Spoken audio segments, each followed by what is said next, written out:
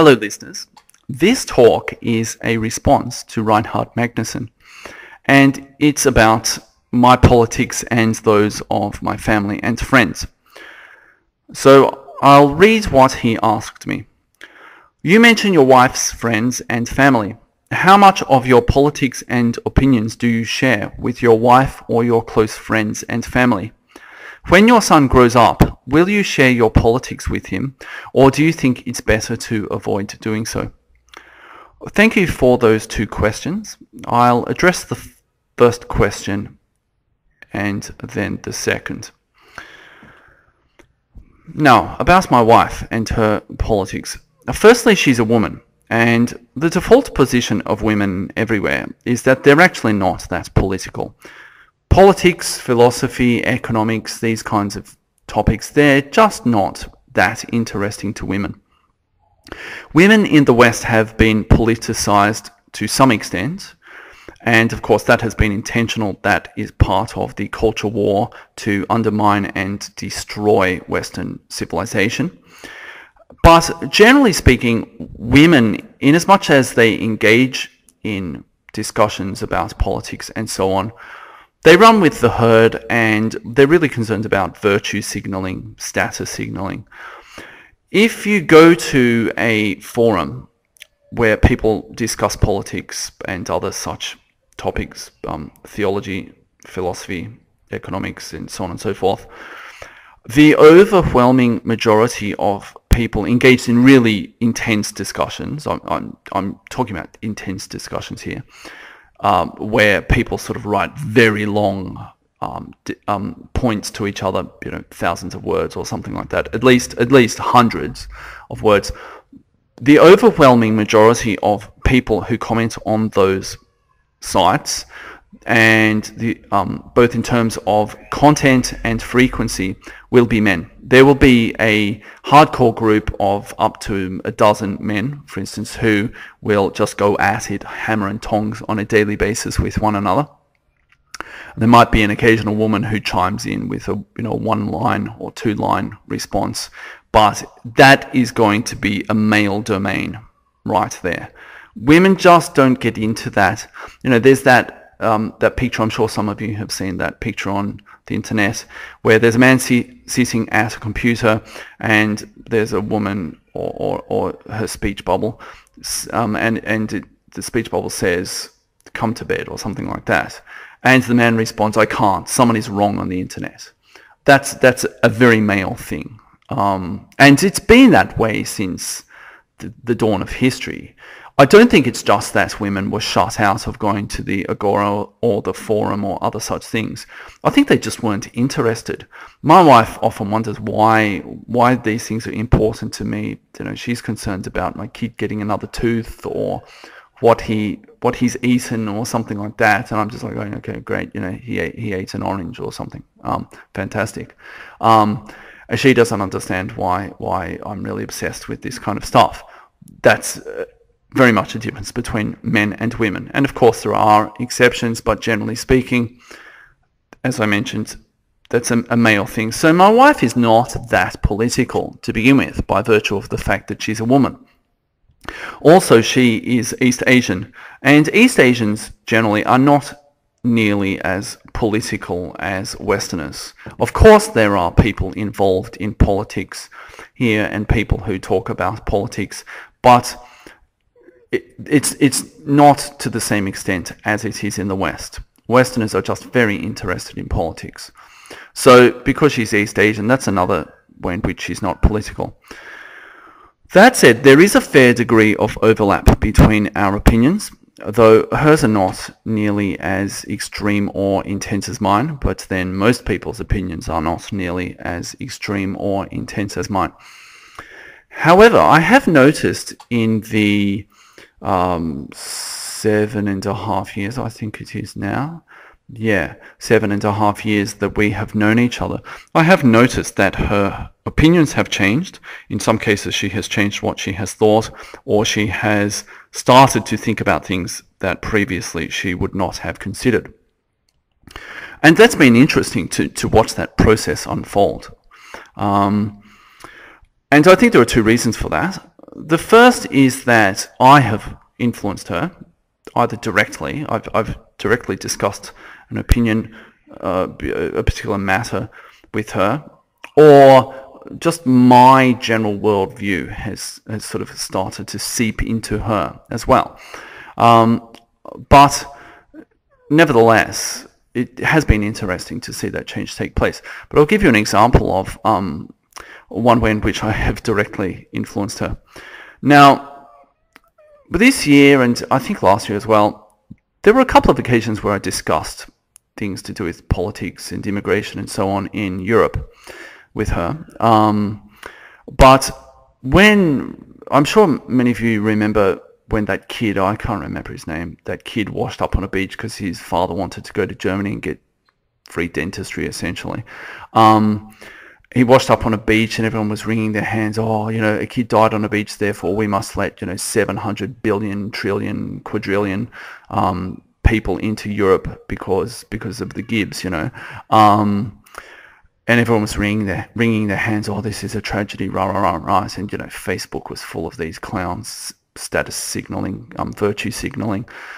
So she came to me one night, and I remember I was sitting down and at the computer, and she came to me. And she said, oh, have you seen this picture? She was really worried. She said, have you seen this picture of this poor kid who died on a beach? And I just said to her, yeah, his father was an idiot. And she was like, what? What are you talking about? She was really shocked. And then I started to discuss that whole issue with her and red pill her on the issue of the invasion of Europe.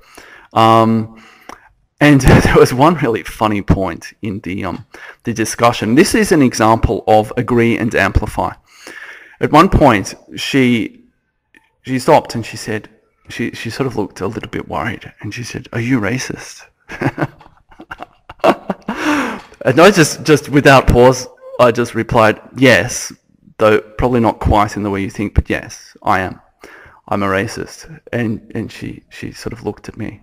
And then I began to discuss this even more, and so on and so forth. And essentially red-pilled her on this issue. Now, by the end of the discussion, she was actually saying, why are Europeans doing this? They're stupid. Why are they letting these people into their country? I showed her some videos and stuff as well.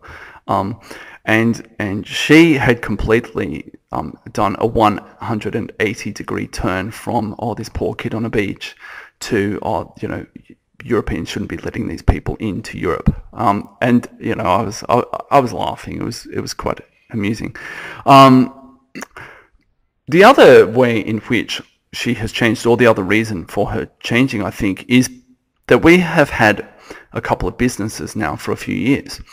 And we've had various people work for us, and she has become a lot more red-pilled on both economics and human nature, because she has had to deal with bad employees lying to her, being lazy, stealing in one case, all sorts of stuff, and the fact that they took advantage of her, and dealing with certain types of customers, all sorts of stuff. And she has had to sort of look at economics, and a business in some ways is a microcosm of a larger economy, and you have to be very conscious of money coming in and money going out, and how you allocate capital and all of this sort of stuff.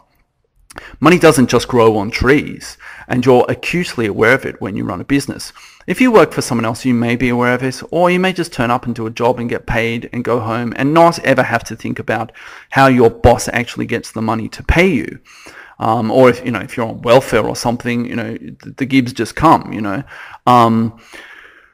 But when you have businesses, you have to be very aware of this. And so she has had to become aware of a lot of things that she had previously never even considered or even imagined existed.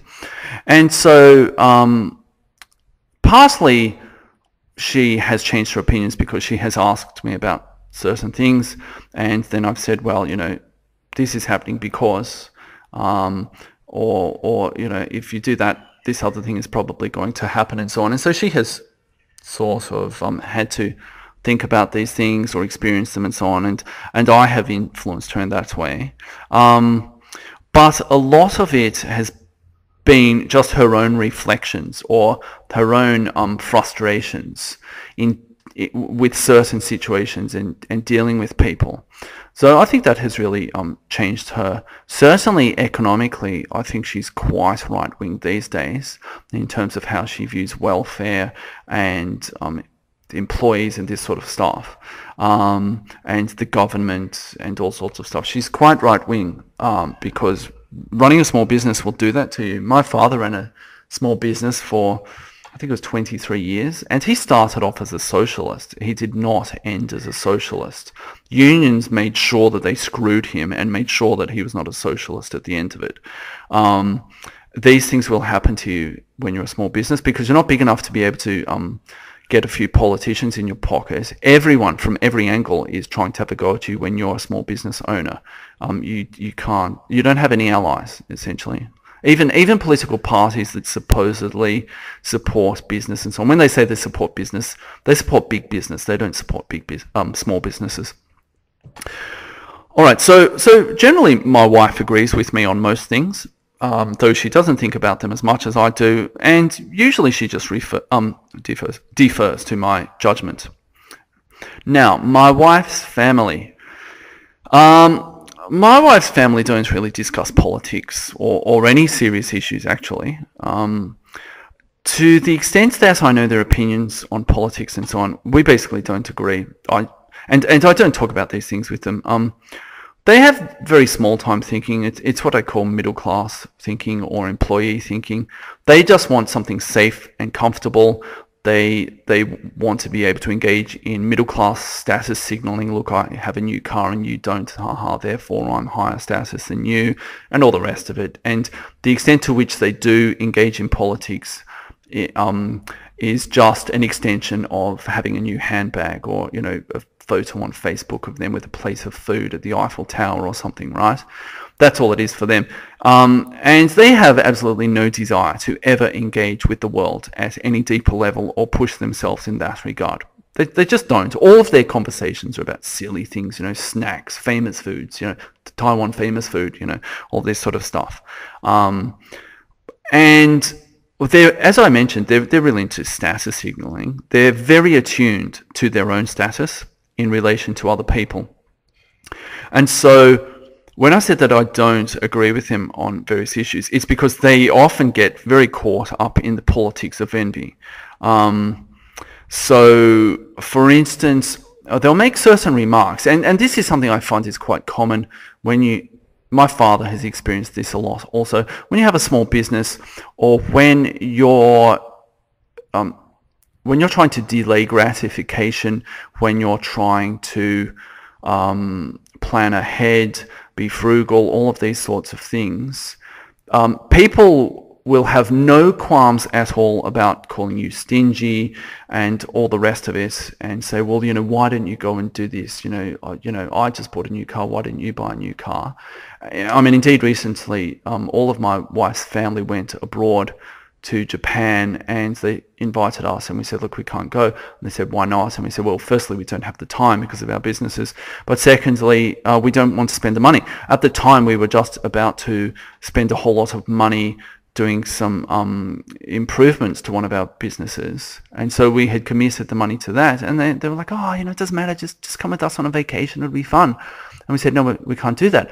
Now, having said that, as we have become more successful, both my wife's family and other people as well, having in the past called us stingy or something like that, or we don't want to have fun or something like that, they then have absolutely no qualms about calling us lucky, as though there is absolutely no connection between the two. And I always say this to my wife, because I saw my father go through this for years and years with people. After he had worked very hard to build his business and spent a long time doing that, people had absolutely no qualms at all about saying, oh, you're so lucky, as though it had all just fallen from the sky. And so I don't talk about this kind of stuff with my in-laws, simply because I would become too angry with them. I would end up ranting to them about all of this, and basically it wouldn't end well. So I just don't talk to them about this kind of stuff. When we go out with them, it's frivolous nonsense, essentially. And most of the time I don't really pay too much attention. I can understand some of it I can't understand, but it's all silly stuff, so I'm not interested in it, actually. I don't really talk to them much.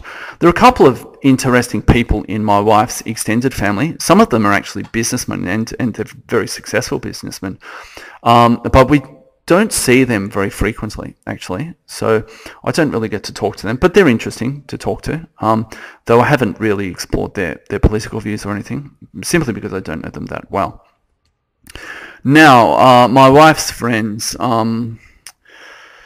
some of them are not bad. I mean, some of them are pretty basic in the way they view the world and interact with it. They're sort of very middle class, they have middle class aspirations and so on, and they're not bad people, and they don't engage in the politics of envy with us. So I actually like some of them, but we just don't talk about these kinds of things because they're not really interested in them either.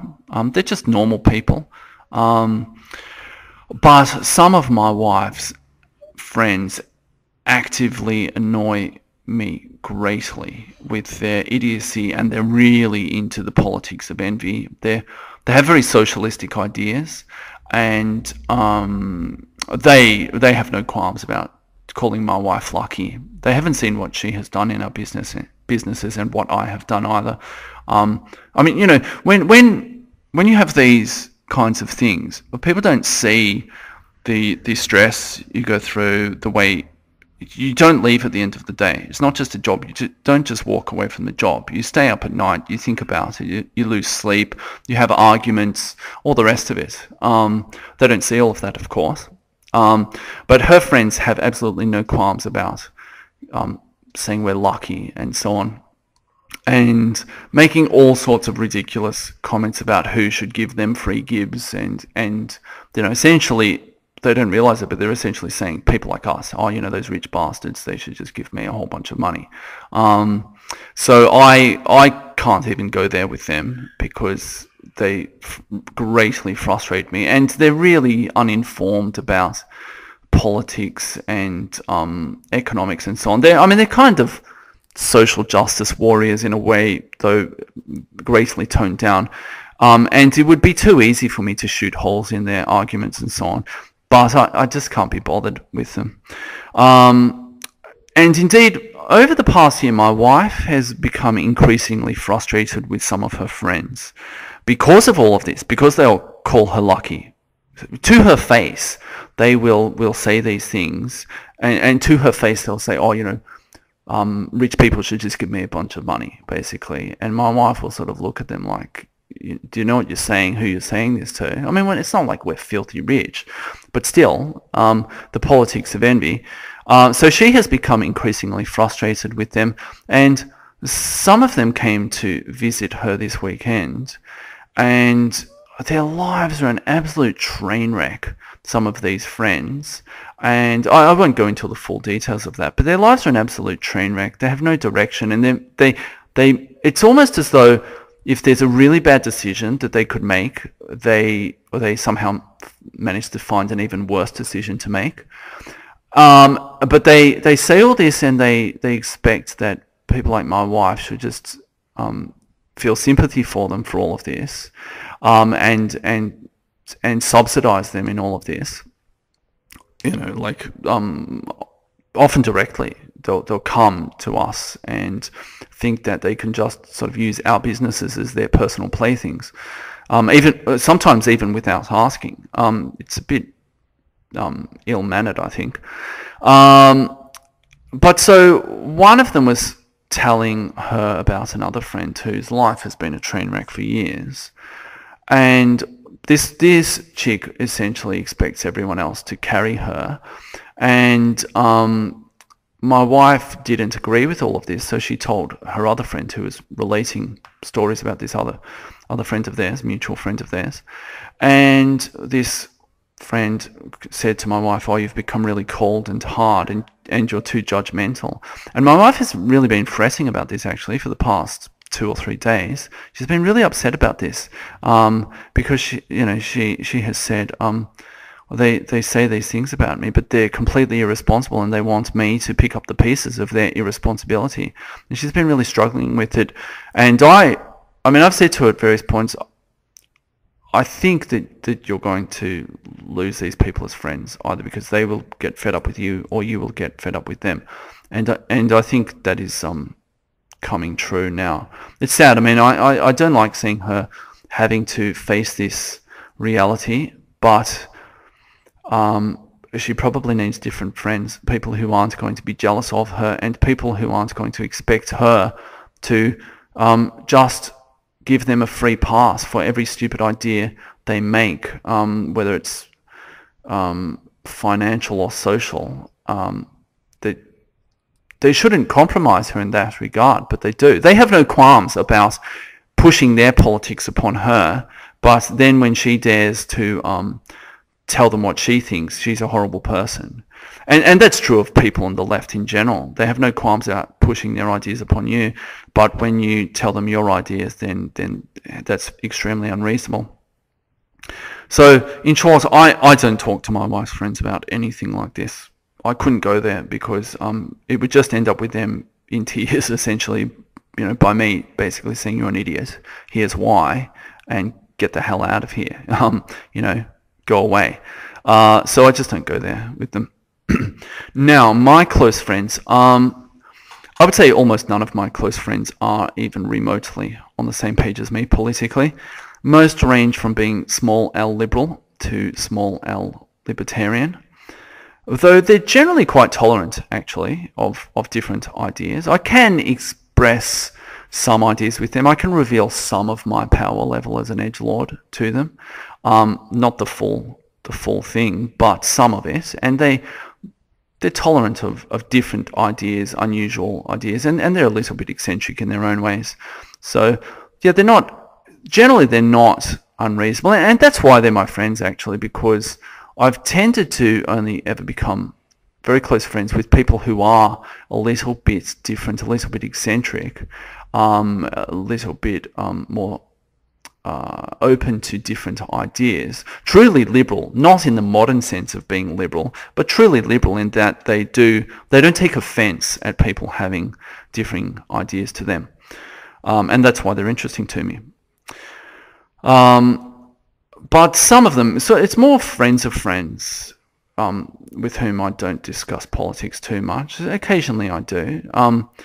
A few years ago, before I became as red-pilled as I am, I started discussing various things on Facebook. I started changing the way I used Facebook from being the usual thing that people use it for to only posting political or philosophical stuff on there.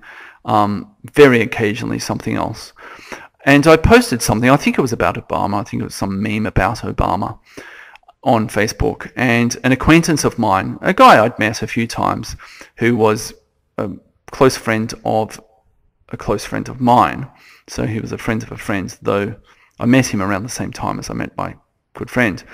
He remarked to my friend who mentioned this to me that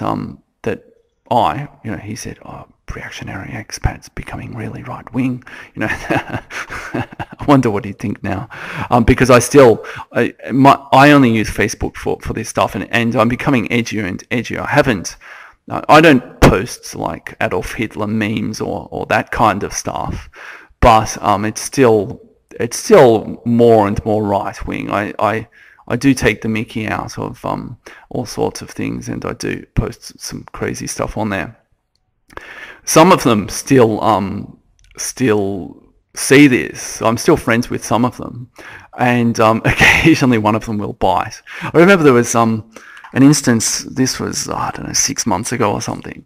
I found a picture on the internet. I don't even know how I found this picture, but it was a genuine picture. It was from Ireland. It was part of the campaigning for an election in Ireland. And it had a picture of a guy who had Down syndrome, and the caption was something like, I have a vote, and just because I have Down syndrome, don't think I won't use it, or something along those lines.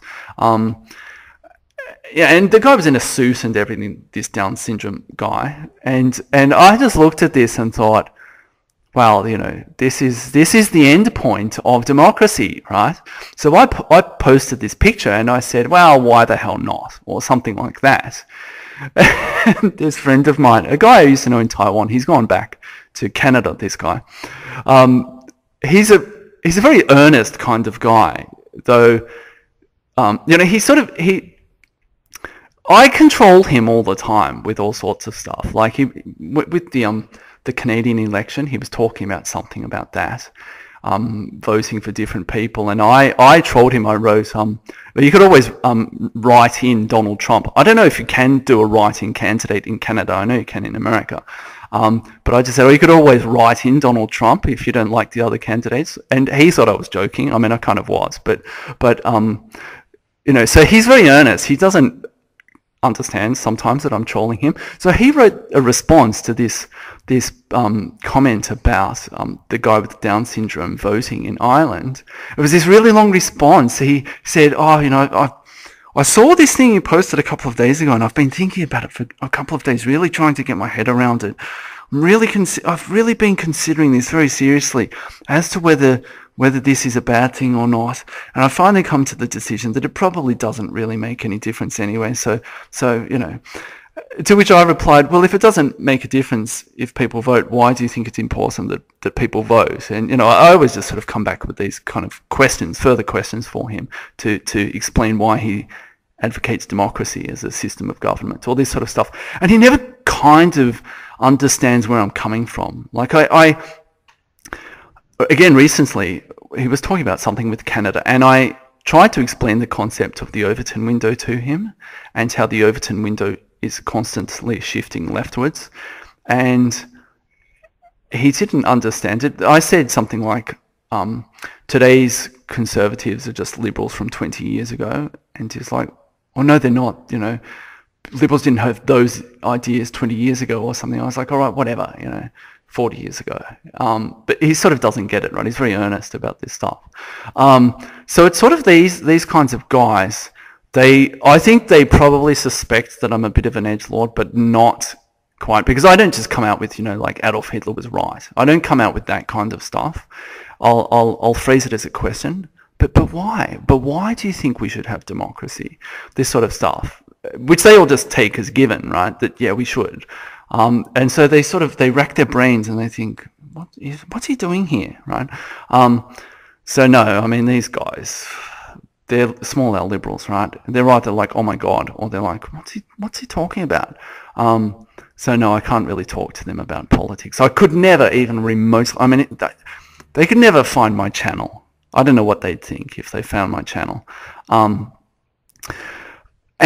the really hardcore leftists I used to have as friends, I got rid of them a few years ago because they never missed an opportunity to push their own nonsense on everyone else. But they would instantly go into massive hissy fits if I even just slightly intimated that maybe they were wrong. They'd be like, oh my God, I can't even, this is the current year, that kind of thing. And I was like, oh, screw this, right? These guys, they're not even fun, right? I mean, you can sort of rile them up, but they're not even really that much fun. And ironically, they were the worst people for complete attention whoring. I used to have one friend, she was a goth, and she was a former housemate of mine. And the funny thing about her was she would completely unironically make a post about, capitalism, socialism, rah, rah, rah, the world economic situation, all this sort of leftist nonsense. And then unashamedly in her very next post, put how she had just got some Cradle of Filth box set or something, and she'd spent $200 on this thing. Like, unashamedly, or consumerism, these people, oh, look at this guy with a new car, right? Oh, have you seen the new T-shirt I got? Okay, whatever, right? I just couldn't handle these people. I thought these people are idiots. So I did a big purge, and I regularly do with Facebook. I'm due for another one soon, actually. And indeed, recently, one of my wife's extended family wanted to add me on Facebook. And he said, you don't use Facebook very much. You don't have many friends, do you? And I was like, no, that's because I'm elite. Because I don't just let any pleb add me as a friend on Facebook. Or I don't add him as a friend on Facebook. I've got these a massive number of friend requests, and I don't, right? But so anyway, I regularly purge leftists and other assorted idiots from Facebook. Now, most of my other friends I don't really discuss politics with. We know not to go there. I have a couple of friends who are leftists, and we know not to go there. We've known each other for long enough that even before I became really edgy, I was sort of libertarian, and we knew not to talk about, welfare or something like that. So we just don't discuss those things. Occasionally they'll drop something in there, but generally we don't. I have one friend in Australia who is a huge Peter Schiff fan. He's kind of he has a hobby that he's into, so he posts stuff on Facebook about that, and then pretty much everything else is Peter Schiff. And he's a gold bug, and he has gold as well. So occasionally we talk about some of that stuff. But he's basically a libertarian, so we sort of talk about imminent economic collapse, right? We have that conversation on a regular basis, but other than that, we don't talk about anything. And then I have one single friend with whom I have revealed my full power level, and he loves it actually. He doesn't entirely agree with me on stuff. He's a really interesting character. I met him in Taiwan. When we first arrived in Taiwan, I met him. He's really intelligent. He studied philosophy, and then he studied cognitive neuroscience, and now he's a computer programmer. But he has all sorts of personal issues, and he's a sort of a jester, this guy. He's kind of like a Jungian archetype of the trickster, where he's very good at needling other people, but sometimes he gets in over his own head and loses his head, so to speak. And he has all sorts of personal issues, and he can be quite degenerate. But he's a funny guy. He's very interesting. He's from South Africa, though his family is Indian by ancestry. They've been there for about 3 or 4 generations. But he hates Indian people. He really hates Indian people. Though in some ways he's a bit Indian. He doesn't really like it when I say that, but he does have some mannerisms and so on, and ways of thinking. But he knows what's what. He knows South Africa's completely screwed, and he'll talk about that openly. He's somewhat sympathetic to some leftist ideas, some right-wing ideas, but generally his thing is that he just trolls everyone. He's really into the chans, 4chan or 8chan or whatever those things are called, and Pol. He likes Pol as well. So he spends a lot of time on there, and is really politically incorrect. He's into all sorts of funny stuff there. He shows me some of it sometimes, and I just laugh. It's crazy. A lot of it's really degenerate. And as I said, he's a real troll, and he always gets himself in trouble. And I'll just tell you one story here. So this was probably, 5 years ago or something. He rang me up one day in the middle of the day. I was at work in my previous job, and he was really worried because he got himself in trouble. This was when he was doing a master's in cognitive neuroscience, and he was doing that here in Taiwan. And there was a girl in his course, a Japanese girl, and he kind of had a thing for her. But part of this story is just that he's very socially inept sometimes, and part of it is that he just likes to do things to see how people will react, and of course they always react badly, and he kind of knows they will, but he still does these things anyway, but then still gets a bit shocked at how badly they react. So the upshot of this story is that it was this girl's birthday, and he took it upon himself to go to a sex shop and buy a dildo, and he gift wrapped this and gave it to her, and I think the card said something like, I hope you'll think of me, or something. It was something like that. He was trolling. It was horrible, right? And of course, he had to go before a disciplinary committee and all of this stuff. I mean, if this had happened in the West, it would have ended really badly, but he didn't get kicked out, amazingly. He didn't get kicked out of his course for doing this. And I was just shaking my head, and then I told some of our other friends, and they were just like, yeah, well, that's crazy, but if anyone's going to do that, it's going to be him, so we're not really that surprised. So that's him. So, he says all sorts of crazy stuff, and he calls people niggers, and all this sort of stuff, like online, and he's been doing that for years. He'll just do all sorts of stuff. So he's open to any idea. So I can express any idea, and we'll sort of debate various ideas, but he's not like, oh my god, you're a fascist, and he finds it funny sometimes as well.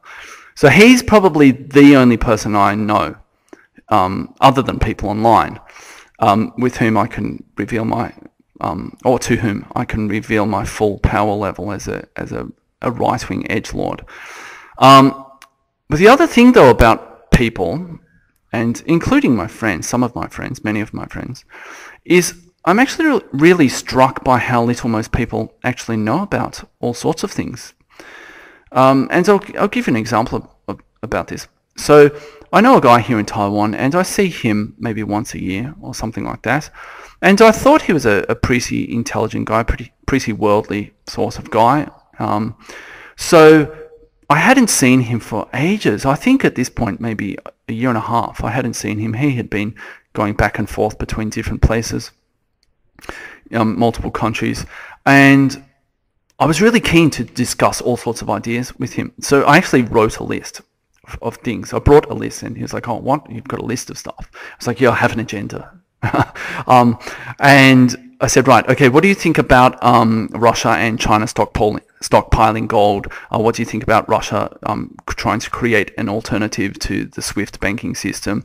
And I had this great list of stuff, sort of. I was really into reading Zero Hedge at that time, and I was like, oh my god, imminent world collapse, this kind of thing. And so I had this list of all sorts of crazy conspiracy theories and politics. What do you think about Lee Rigby, all this kind of thing, right?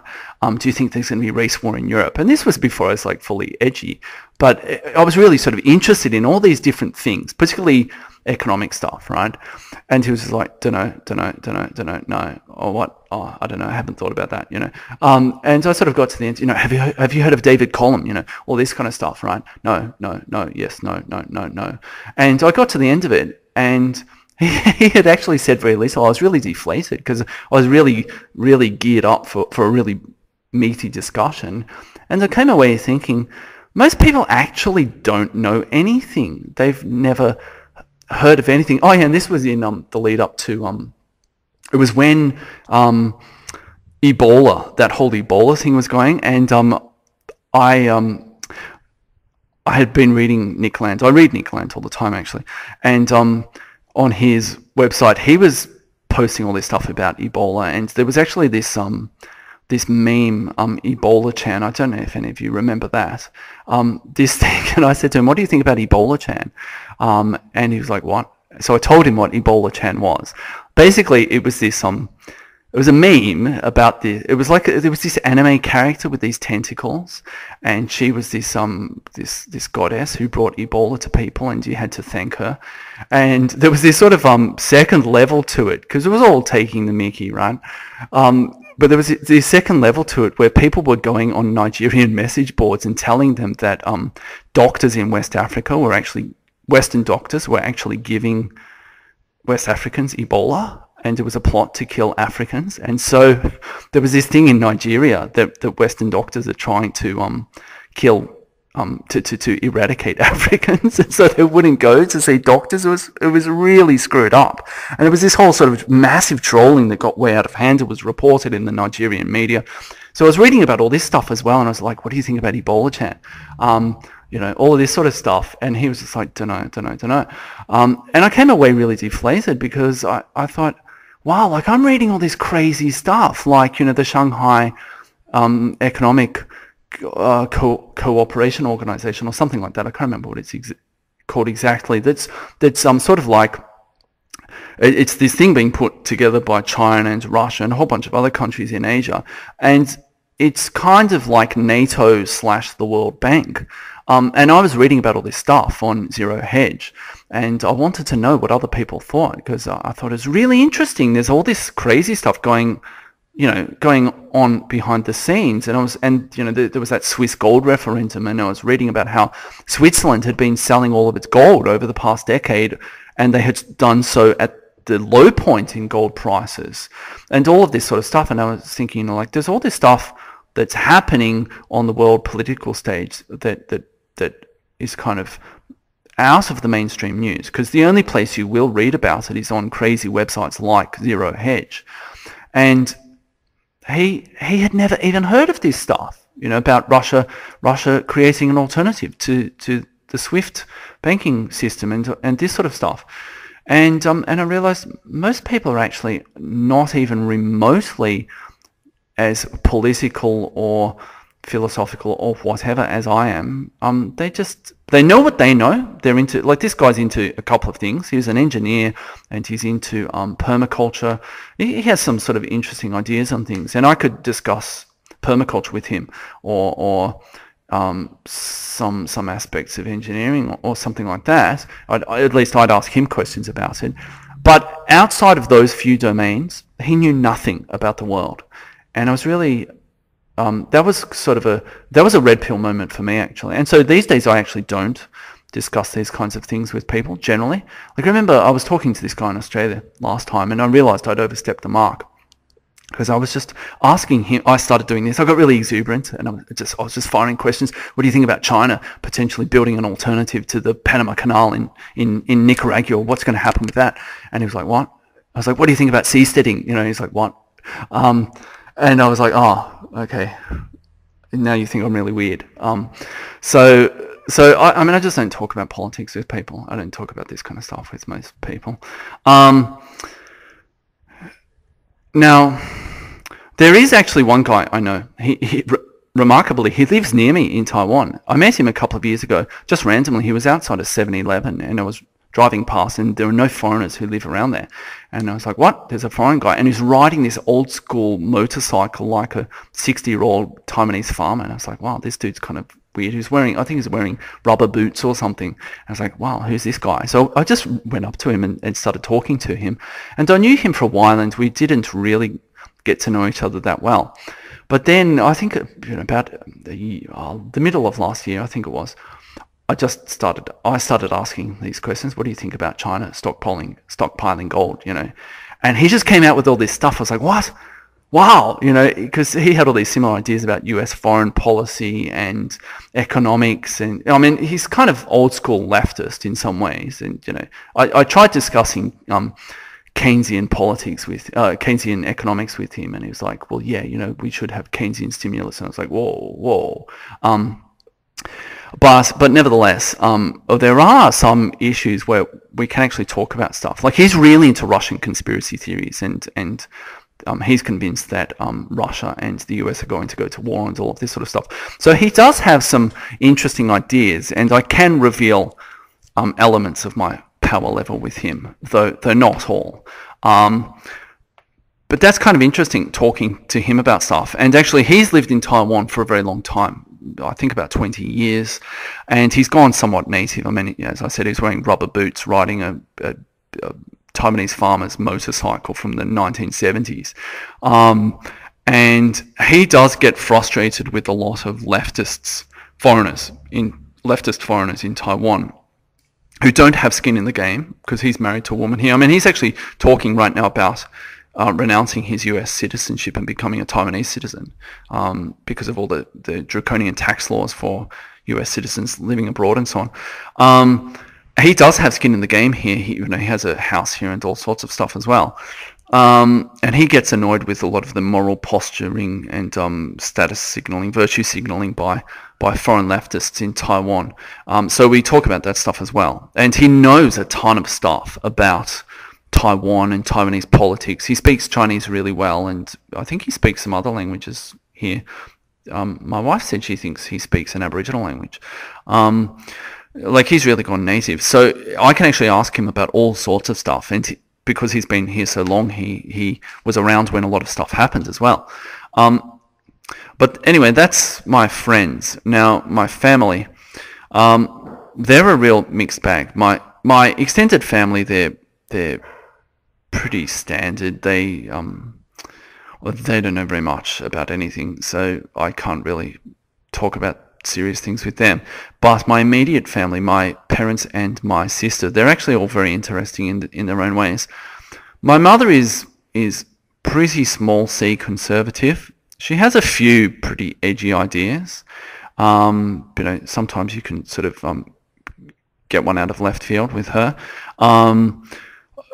And she does generally disagree with the direction of society. But she is someone who is she's a real rule follower. My father always says, you know that kid in your class who always told the teacher when someone did something wrong? That's your mum.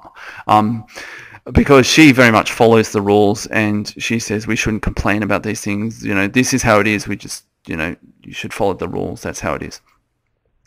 And that's how she sort of approaches life generally.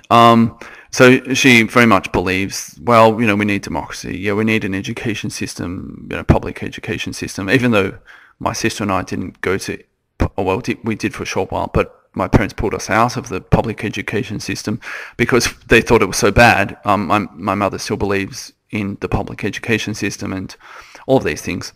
So I don't really try to red pill her very often. And again, she's a woman, she's a baby boomer woman, and and also at this stage, she just wants to be a grandmother. Her life sort of revolves around my kid, basically, and that sort of thing. So I don't really try to red pill her, but as I said, occasionally she'll come out with something. I'll be like, whoa, have you been reading The Right Stuff or something? Because she'll say some pretty wacky things. Now my sister, I don't know how my sister votes, but her ideas, not just on politics, but on everything, I really dislike her worldview, actually, and it sort of disgusts me. She's a real Chardonnay socialist, I think. I could be wrong about how she votes, but she talks out of both sides of her mouth. Poor people, and she works in a sort of quasi-public sector job, where it's one of these public private partnership things. She works for a company, but it's essentially kind of public sector, and she writes policy and all this sort of thing. I mean, she's just sort of it's busy work basically, but she gets a lot of money for it. And she will talk about helping the poor, but she actually hates the poor. We went to visit my wife and her husband. They live in Brisbane, and we went there. When was this? This was July, I think, August. It was in summer, the northern hemisphere summer. And when we were there was a thing in Brisbane, basically a big fair called the Ekka. And we went to this fair, but my sister refused to come because she didn't want to have to rub shoulders with the hoi polloi, essentially. Because, these fairs, they're sort of a magnet for a lot of trashy people. They go on the rides and play those, those games where, you have to shoot something and the sights are wrong on the gun, and these rigged games essentially. And even if you do somehow manage to win, you get a stuffed toy that costs $2 to make in, or not even $2, 30 cents to make in China, and it costs you $7 to play the game, that kind of thing. Those things are a magnet to certain types of people. But we went there, we went to look at the animals and stuff, that because it originated as an agricultural fair, and so they had people showing their dogs or their horses and wood chopping and this kind of stuff. We went and looked at that sort of stuff and just had a general look around. My wife had never seen anything like that in Australia, so I went with my brother-in-law because my wife just refused to go there. She actually said something like, "Oh, those people, no, I don't want to be near them." So I don't like her. I mean, look, I will talk about proles at times, but she takes it to another level. And especially because she actually claims to sort of want to help them and so on. And also she's a feminist. Oh God, she always, every time I see her, there's a comment about something like that. And I don't bite on any of this with her. When we were younger, we used to argue about all sorts of stuff, and I always beat her in an argument. She thinks she's a lot more intelligent than she is, and she's a credentialist. She has 1,000 degrees, all in useless, busy work stuff. And she thinks that makes up for her not being as intelligent as me, basically, or at least not able to argue as well as I can. And I'll tell you a story about that. So probably almost 2 years ago, no, a year ago, I went to visit them, and my wife came later, I think, or she had already gone back to Taiwan because she had to do something with one of our businesses. So I went out for dinner with my wife and her husband, and I like him a lot. He's a really good guy.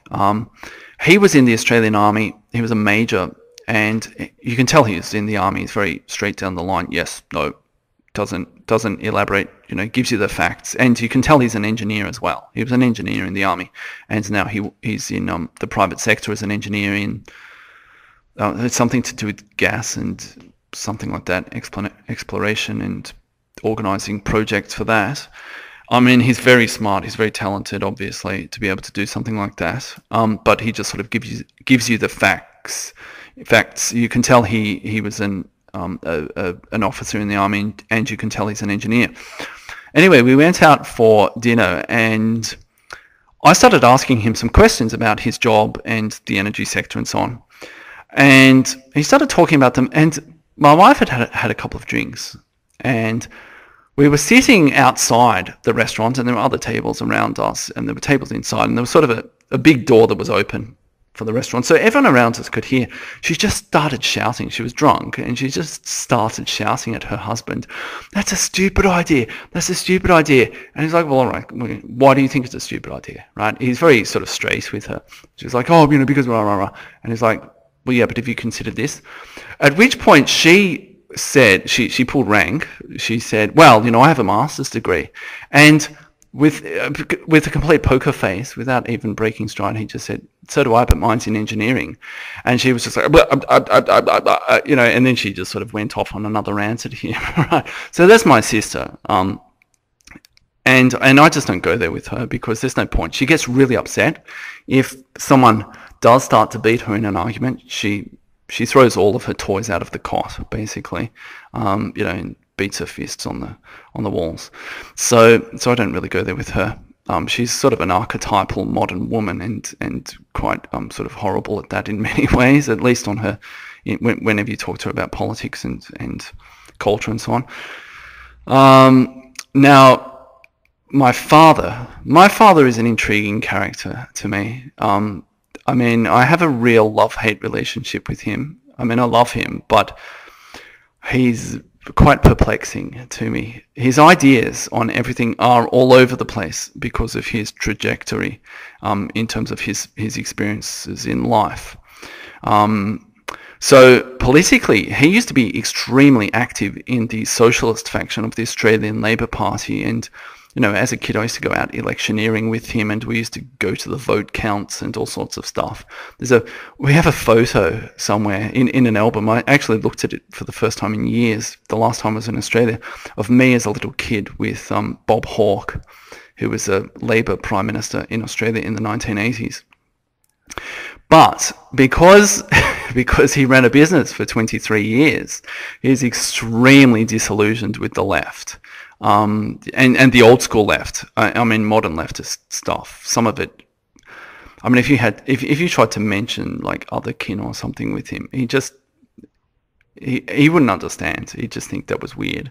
And some of the leftist stuff that's coming out now, the kind of left, like modern lefty stuff that you'll see on television or in the paper. That's sort of, he doesn't go on the interwebs, and thrash it out with SJWs. But to the extent that he is aware of where modern leftism is at, he hates it. And he's disillusioned with the old left. But he still can't quite overcome certain ideas. Like he's not fully, throw the poor under a bus or that kind of thing. But he has a real mixed bag of ideas politically.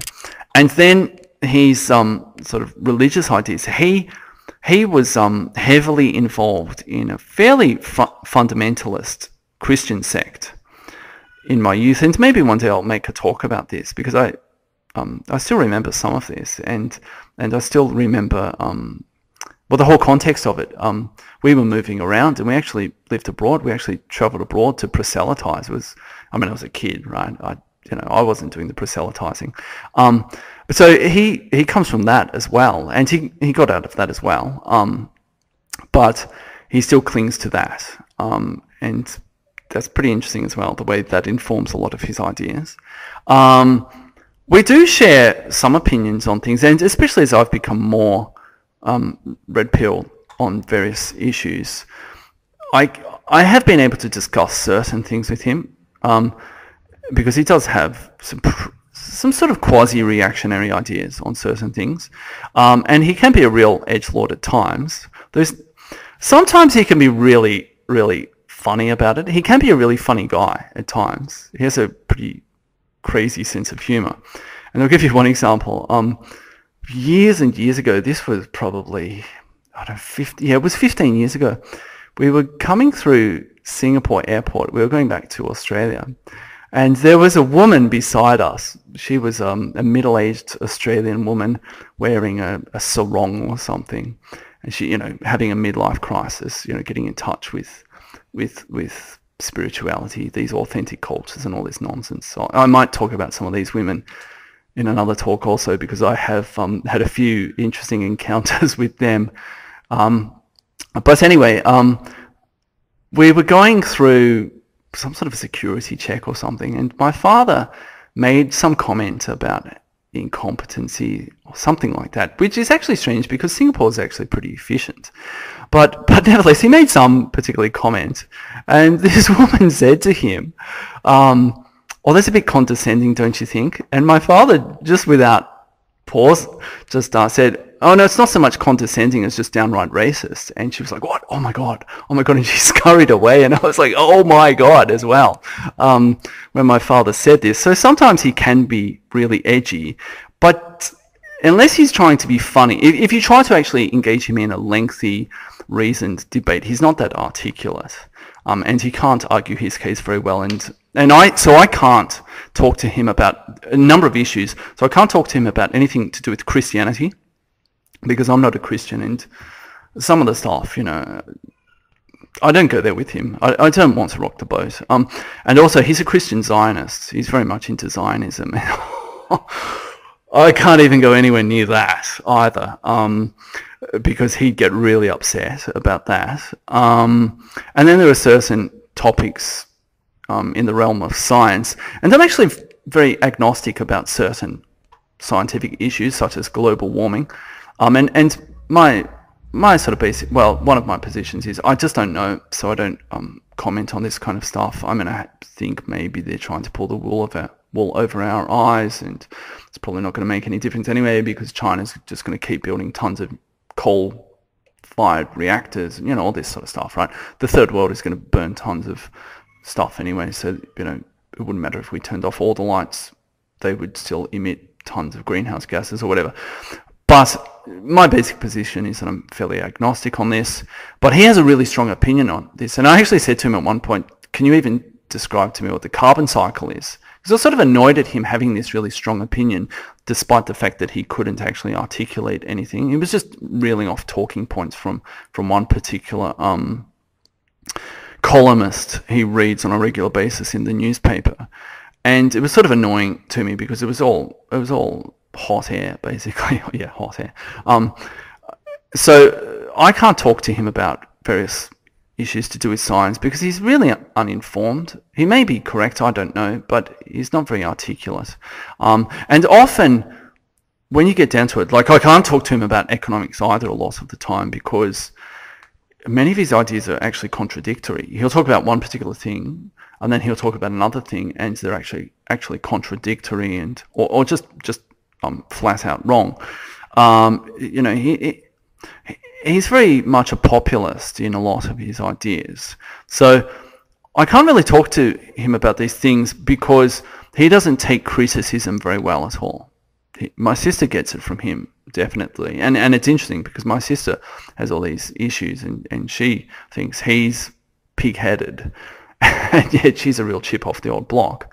But I can't go there with him. Like he'll get really angry sometimes. It ends with him screaming at me. So I don't discuss certain issues, but others I can talk to him about. But the other thing is he doesn't understand what the cathedral is and how it works. He doesn't understand how the culture wars work. So he'll come to me, like whenever I'm in Australia, or even sometimes I'll talk to him on the phone, so I'll call him up, and the very first thing he'll do is say, oh, have you heard about this thing? You know, some politician has done something, or, you know, there's some issue in the media, and he'll just launch into a rant about this thing. And I'll say to him, well, yeah, that's how it works, you know, that's how the cathedral works. I haven't used that particular term, but the last time I was in Australia, I started trying to explain the cathedral. I didn't call it the cathedral, but I started trying to explain how the Overton window works and all of this sort of stuff. And I could tell he kind of got it, but he didn't fully get it. And then, you know, the next day he came to me with something that was in the newspaper. Like, oh, can you believe they're doing this? You know, and I was like, well, yeah, of course they are. He's an enormous fan of a guy called Andrew Bolt, who writes for various newspapers in Australia. And saying that someone is like Andrew Bolt is a bit like saying someone likes Bill O'Reilly or Mark Steyn, those kinds of guys, though not as aggressive as Bill O'Reilly. I mean, he's very... Andrew Bolt's a pretty measured kind of guy. He's soft-spoken and this sort of stuff. And he's not as funny as Mark Steyn. In fact, he's not really funny at all, actually. He's a pretty sort of standard conservative kind of guy. So my father's a huge fan of Andrew Bolt, and, you know, oh, Andrew Bolt wrote this about global warming. Okay, great, you know. Whatever, you know. Andrew Bolt wrote this about, you know, Aborigines or something, you know. Okay, great, you know. So that sort of thing. So he always seems to me as though he's right on the cusp of being red pill, especially because of some of the experiences he's had in his life. He is very interesting. He's travelled all over the world. He's, you know, there's a large overlap in the countries that we've been to, but he's been to a whole bunch of places I haven't been to, and he's done all sorts of really interesting things. You know, he was in the army. He was in this religious sect for many years. He's had a business. He was intimately involved in politics. He's still friends with people who are politicians in Australia.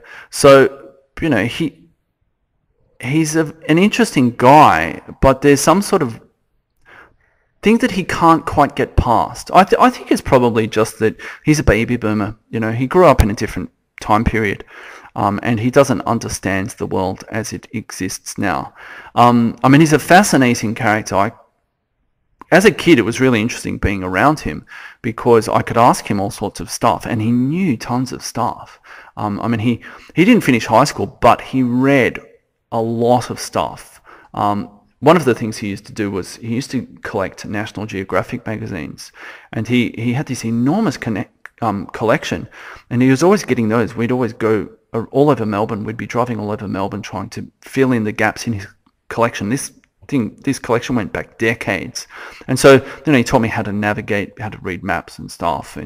Or when we weren't doing that, I'd ask him a question and he just seemed to know everything. I mean, he's really good at general knowledge and that kind of stuff. So he is a very interesting guy, but there's some sort of block there. He just can't quite fully grasp the nettle. He can't quite take the red pill. But it's interesting talking to him. So basically, anyone I know who is not online, I can't really talk to them entirely about things. I can't reveal my full power level, except for that one guy, that Indian South African guy. There's no one else really, not relatives or friends. I mean, I guess I can with my wife, actually. Yeah, with my wife. Though, as I mentioned right at the beginning of this talk, she doesn't really think about this stuff that much, generally. And these days I don't engage people in these kinds of discussions because I know they don't tend to go anywhere. I used to be more outspoken. I used to argue with people online and stuff. I don't do that these days, and it's actually cut down a lot of angst in my life by not getting into these kinds of discussions with most people. Sometimes if I'm in the right frame of mind, I'll just ask people a bunch of questions and see where that goes, and I won't really express my own opinion. I met up with a guy this weekend who I see probably once a year, and this guy is an interesting guy. He's American. He works in Taiwan, but he's actually intimately involved in the cathedral. Like, he has to go back several times a year and answer to people at the State Department for what he's doing over here. So like he's right deep in the bowels of the cathedral. So I mean, I can't go there, right? Couldn't even remotely talk about things with, or reveal my power level with him. But I just started asking him certain questions about different issues to see where it would go. So, and he talked about all sorts of stuff. I think maybe he thought I was just playing devil's advocate on certain things, or just genuinely interested in his opinions on certain things. And that's what I tend to do these days. I just ask people questions. All right, now the second question. This response will be much quicker than all of that I've been speaking about so far. Will I share my politics with my son? Not when he's really young. I think it's really gauche when I see leftists on TV with their kids holding up placards, saying, whatever, stop the war or something, or refugees welcome. I mean, as if a 6-year-old kid has any idea about any of this stuff. I think that's really gauche, actually, when people do that. And I think just let kids be kids. Let them worry about, I don't know, toys or whatever 6-year-old kids are into. Just let them do that. Don't make them some sort of political tool. Don't do that. So I won't do that with my kids my son, but my other kids when I have them, when they're really young. I think these things will naturally come up at one time or another, or issues surrounding politics will come up, because obviously, you live in the world, and every day you make philosophical decisions through your actions. They betray that you believe in one thing and not another. Otherwise, you would behave in another manner. So I think these things will naturally come up, and he will have questions about these things, and my other children will have questions, and I will start to share my politics with them. I understand why some people might not want to indoctrinate their children in some ways, and I don't think I will fully indoctrinate my children. It won't be sort of like, okay, like something out of Mao's China or something. But make no mistake, to say that you want to raise your children in a sort of philosophical neutral zone or something like that, you don't want to raise them around politics, is essentially to seed that ground, because they will be exposed to all of these things through pop culture, the media, the education system, and so on, because of the cathedral. They will be politicized. They won't escape that. So if you say, well, I'm not going to indoctrinate my children, someone else will. You're essentially saying it's okay for someone else to indoctrinate my children. That's where that leads. This is a culture war, really. It is, and you have to be aware of that. So in that regard, I will certainly talk to him about all sorts of things, because even aside from believing that I'm right on these things, I want him to think critically about a lot of stuff that people take for granted. A lot of people are programmed. The way the cathedral works is that people just take it as given. They just watch a television program and they absorb the programming, and they don't know that they're being programmed. They don't know that someone is pushing a narrative on them, and that slowly their political ideas change over time. That's why there are people that many of you probably know, who are, Gen Xers or baby boomers, and they may have had a particular position on something. If you had gone back 10 years or 20 years or something and asked them what they thought about gay marriage, their position then and their position now would be quite different. That's been because of programming. And we need to be aware of that with our children as well, that if we don't do it, someone else will. Though, as I said, it's not going to be like Maoist China. Yeah, so anyway, that's the end of the talk. So thank you for those 2 questions, Reinhard, Magnusson. I hope this has been at least a thought-provoking response, if not the right kind of response to you. And everyone else, as always, please let me know in the comments. Thank you for listening.